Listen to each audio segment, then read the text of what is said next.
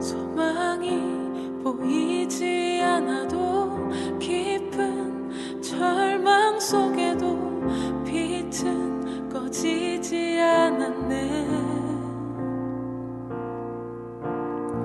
누구도 기대치 않았던 낮은 이 땅 가운데서 그 나라 시작되었네. 그 나라 오늘 이곳에 우리 살아가는 곳에 먼 곳에 있지 않네.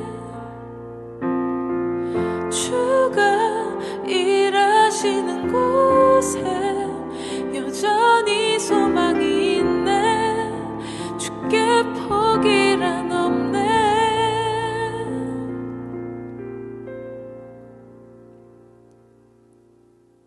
소망이 보이지 않아도 깊은 절망 속에도 빛은 꺼지지 않았네.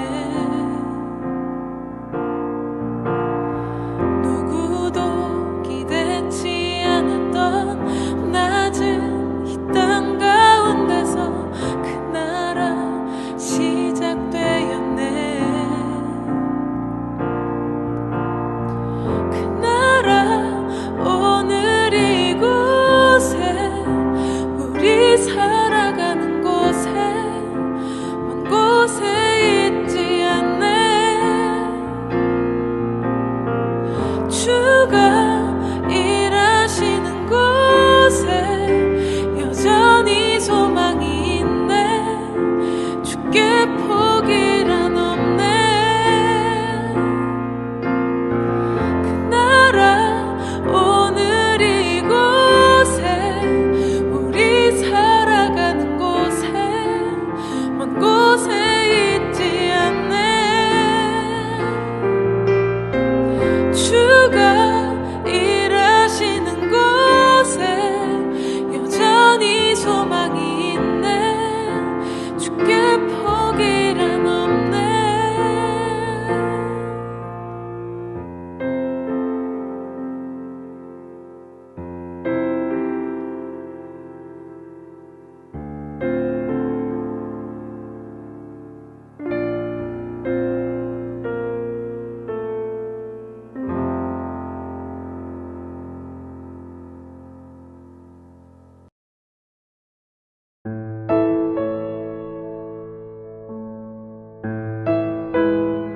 수일 후에 예수께서 다시 가버나움에 들어가시니 집에 계시다는 소문이 들린지라 많은 사람이 모여서 문 앞까지도 들어설 자리가 없게 되었는데 예수께서 그들에게 도를 말씀하시더니 사람들이 한 중풍병자를 4사람에게 메워 가지고 예수께로 올세 무리들 때문에 예수께 데려갈 수 없으므로 그 계신 곳에 지붕을 뜯어 구멍을 내고 중풍병자가 누운 상을 달아내리니 예수께서 그들의 믿음을 보시고 중풍병자에게 이르시되 작은 자야 네 죄사함을 받았느니라 하시니 어떤 서기관들이 거기 앉아서 마음에 생각하기를 이 사람이 어찌 이렇게 말하는가 신성 모독이로다. 오직 하나님 한 분 외에는 누가 능히 죄를 사하겠느냐. 그들이 속으로 이렇게 생각하는 줄을 예수께서 곧 중심에 아시고 이르시되 어찌하여 이것을 마음에 생각하느냐. 중풍병자에게 내 죄 사함을 받았느니라 하는 말과 일어나 네 상을 가지고 걸어가라 하는 말 중에서 어느 것이 쉽겠느냐. 그러나 인자가 땅에서 죄를 사하는 권세가 있는 줄을 너희로 알게 하려 하노라 하시고 중풍병자에게 말씀하시되 내가 네게 이르노니 일어나 네 상을 가지고 집으로 가라 하시니 그가 일어나 곧 상을 가지고 모든 사람 앞에서 나가거늘 그들이 다 놀라 하나님께 영광을 돌리며 이르되 우리가 이런 일을 도무지 보지 못하였도다 하더라.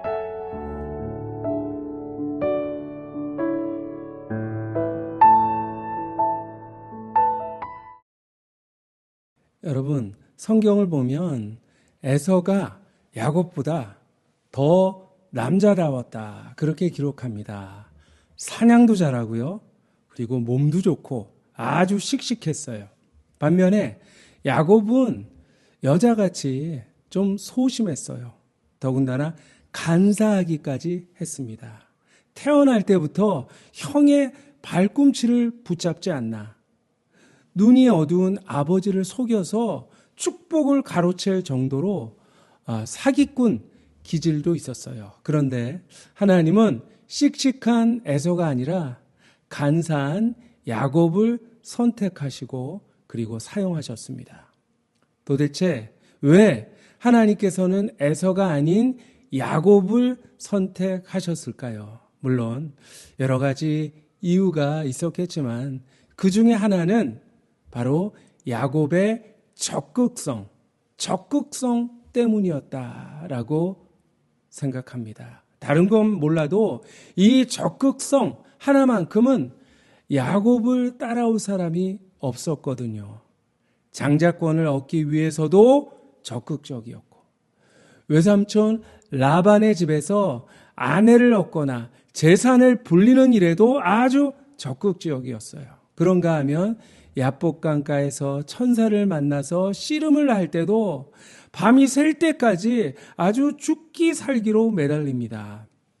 자, 이렇게 하나님은 소극적이고 현실에 안주하는 그런 무사안이란 모습보다는 축복을 사모하고 열정적으로 주님을 위해서 헌신하기를 원하고 계신 것입니다. 비록 실수한다고 해도 다시 도전하고 그리고 쓰러져도 다시 일어서는 포기하지 않는 믿음을 우리 주님은 좋아하십니다. 자, 오늘 그런 적극성을 가졌던 믿음의 사람들이 나오고 있는데요. 바로 중풍병자를 메고 온 4명의 사람들이었어요.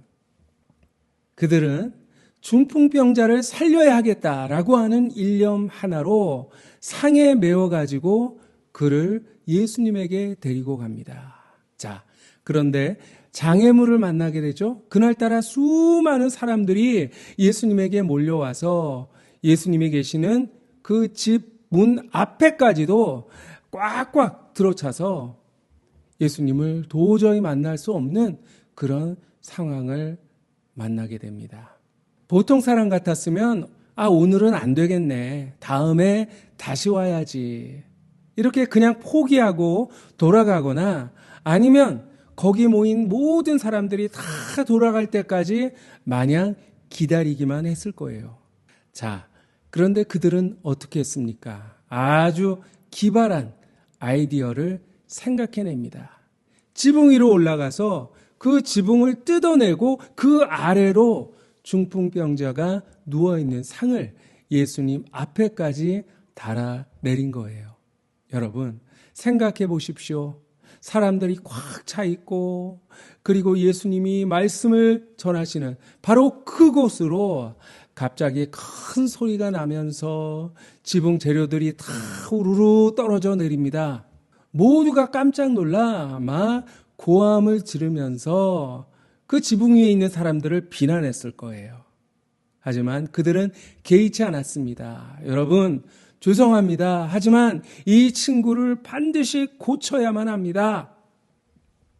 5절에 보니까 예수님께서 그들의 믿음을 보시고 병을 깨끗이 고쳐주셨다 말씀하고 있습니다. 포기하지 않는 것, 끝까지 도전하는 것, 그것이 바로 주님이 주목하시는 믿음, 주님이 소원하시는 믿음인 것입니다.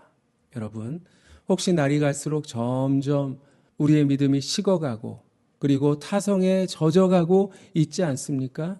아무런 도전이나 변화 없이 그저 과거의 모습만 답습하면서 나의 방식을 고수하고 있는 것은 아닙니까? 물이 고여 있으면 썩는 것처럼 우리 믿음도 여러분 타성에서 벗어나야만 합니다. 자, 우리 모두 믿음의 적극성을 회복하며 그리고 영적으로 도약할 수 있는 그런 믿음의 사람이 될 수 있기를 소망합니다. 우리 예수님이 중풍병자에게 뭐라고 말씀하셨습니까? 중풍병자야 일어나라, 내 병이 치료되었다 이렇게 말씀하셨습니까? 아닙니다. 생각지도 못한 말씀을 하셨어요. 오늘 5절에 예수께서 그들의 믿음을 보시고 중풍병자에게 이르시되 작은 자여 내 죄사함을 받았느니라. 아니, 지금 병을 고치기 위해서 이렇게 힘들게 왔는데 왜 병을 고쳐주시겠다라는 말씀은 하지 아니하시고 엉뚱한 말씀을 하셨을까요? 왜 병 고침이 아니라 죄 사함을 선포하셨을까요? 이 중풍병자에겐 바로 죄가 질병의 원인이었던 거예요. 단순히 질병만 고쳐주신 것이 아니라 근본적인 문제, 바로 이 죄의 문제를 해결해 주셨던 것입니다. 물론 모든 병의 원인이 죄라는 말은 아니에요. 요한복음 9장에 보면 날 때부터 맹인된 사람이 나오는데 제자들이 주님께 이런 질문을 던졌습니다. 주님, 저 사람이 맹인된 것이 누구의 죄 때문입니까? 자기입니까? 아니면 부모입니까? 자, 그때 주님께서 뭐라고 말씀하셨습니까? 누구의 죄 때문이 아니다. 그에게서 하나님이 하시는 일을 나타내기 위함이다 하셨습니다. 그러나 어떤 경우에는 죄가 질병이나 불행의 원인이 되는 경우도 있어요. 바로 이 경우가 그랬습니다. 여러분, 그저 겉으로 드러난 현상만 보면 안 됩니다. 영적인 내면을 바라봐야 하는 것이죠. 내 눈앞에 놓여진 문제만 바라보면 늘 남의 다리나 긁는 그런 신앙이 될 수밖에 없는 것입니다. 혹시 우리가 안고 있는 문제들, 이 문제들 배후에 숨은 죄가 있지 않을까요? 요나가 탄 배가 풍랑 만난 것도 바로 요나의 불순종이 원인이었습니다. 죄의 문제를, 하나님과의 관계를 해결하지 못하고 그저 현상만 붙들고 있으면 아무 소용이 없는 거예요. 주님께서 자기의 죄를 숨기는 자는 형통하지 못하나 죄를 자복하고 버리는 자는 불쌍히 여김을 받으리라 말씀하셨습니다. 혹시 우리 안에 숨어있는 죄의 문제들, 불순종, 교만함, 나태함, 어떠한 은밀한 죄가 있다 할지라도 그 모든 것을 다 해결하고 우리 모두 새롭게 출발하는 그런 믿음의 사람들이 되었으면 좋겠습니다. 자, 예수님께서 중풍병자의 죄를 사해 주시고 그의 병을 고쳐 주셨을 때 모두가 기뻐하고 감사했습니다. 그러나 딱 한 사람, 그것을 삐딱하게 바라보고 있는 사람이 있었어요. 누구입니까? 6절 말씀해 보니까 어떤 서기관들 했습니다. 자, 그들이 이렇게 이야기합니다. 이 사람이 어찌 이렇게 말하는가? 신성모독이로다.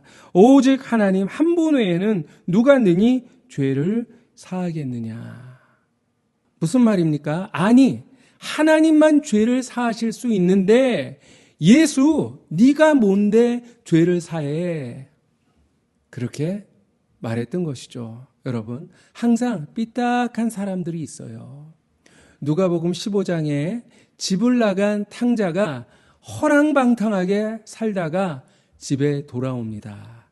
아버지가 기뻐하면서 새 옷을 입히고 그리고 잔치를 벌이고 있는데 그 모습을 보고 아주 씩씩거렸던 사람이 있습니다. 누구죠? 다름 아닌 큰아들, 형이었어요. 뭐라고 이야기합니까? 너무합니다. 난 아버지의 명을 딱 한 번도 어긴 적이 없는데 염소 새끼라도 잡아 주셨습니까? 그런데 창녀들과 함께 아버지의 재산을 축낸 저놈을 위해서 살찐 송아지를 잡으시다니요. 말이나 됩니까? 이렇게 따졌습니다. 아니, 함께 기뻐하고 함께 잔치에 참여해야지 죽은 줄 알았던 자기 동생이 살아왔잖아요. 그런데 어떻게 저렇게 비정할 수가 있습니까? 그런데 그 삐딱한 마음을 주님께서 꿰뚫어 보셨습니다. 그래서 뭐라고 말씀하셨죠? 오늘 본문 8절에 보니까 그들이 속으로 이렇게 생각하는 줄을 예수께서 곧 중심에 하시고 이르시되 어찌하여 이것을 마음에 생각하느냐. 여러분, 삐딱한 마음으로 주님을 섬기면 안 됩니다. 그러면 하나님의 복이 임할 수가 없어요. 우리가 똑바로 서서 똑바로 주님을 섬기고 따라야 하는 것입니다. 기뻐할 때 같이 기뻐하고요. 그리고 슬퍼할 때 같이 슬퍼하고 기도할 때 같이 기도해야만 하는 것입니다. 더 이상 남을 정죄해서는 안 됩니다.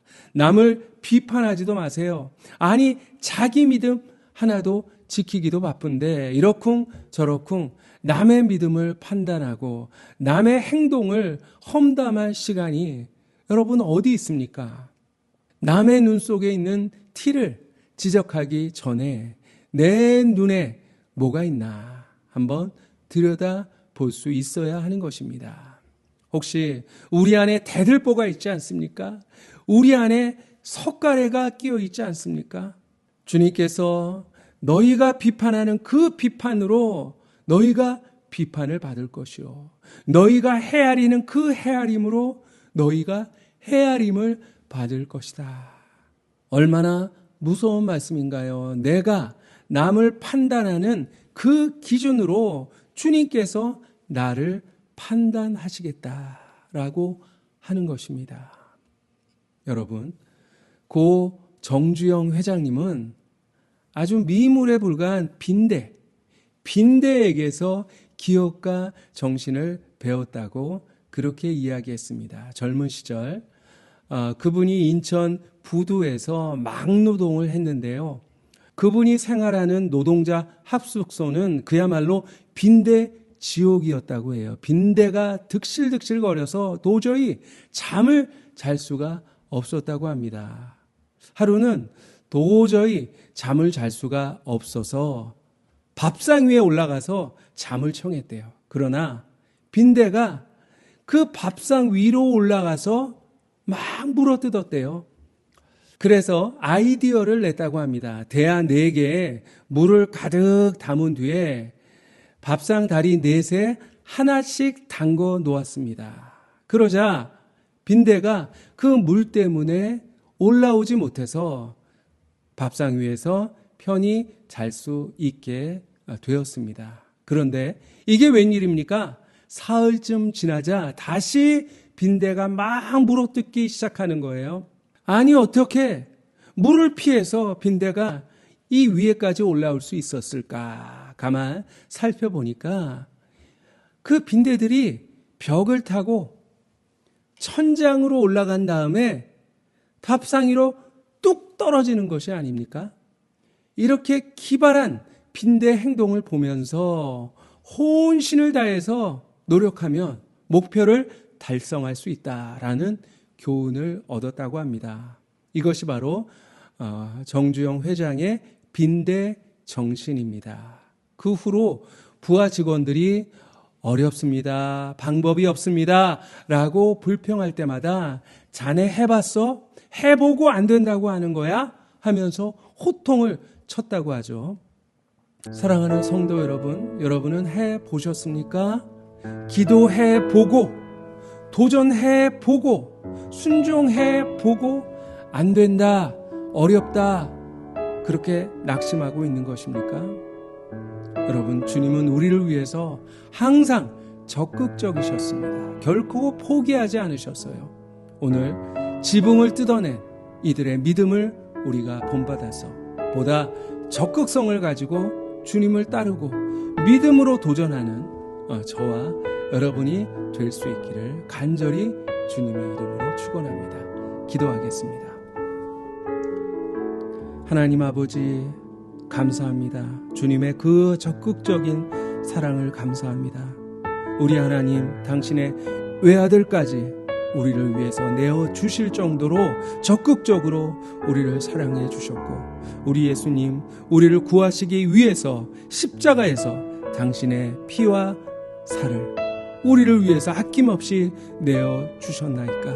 하나님, 그 사랑 감사합니다.